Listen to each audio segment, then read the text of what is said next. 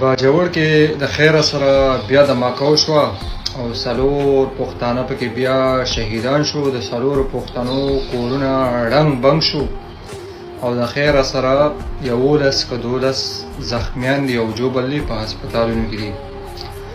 په پولیس والا باندې د ماکو شو او زه دغه پولیس والا ته وایم چې دغه ځای ته دا بم، دا بارود، دا ترهګر، دا دهشتګرد، دا خودکش، دا چا را پرېښو، چا را ورسو.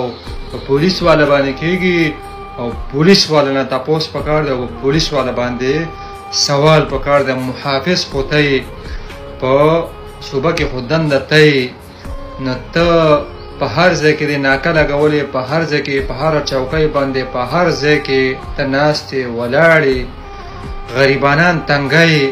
نو دغه دهشتګرد لوی لوی دغه جیکټ والا، دغه خودکش والا، دا سوال د دې قوم نه د پولیس والا باندې پکار دی چې په پولیس والا باندې دماکو شوه.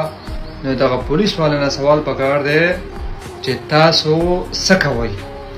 دا دهشتګرد دغه ځای ته چا را پرېښو؟ د چا پکې لاس دی؟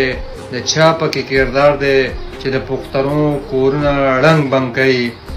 سوال ستاسو نه پکار دی که په پولیس والا باندې کېږي که په اولس کېږي، که په اولس کېږي او که په پولیس کېږي په پښتون باندې.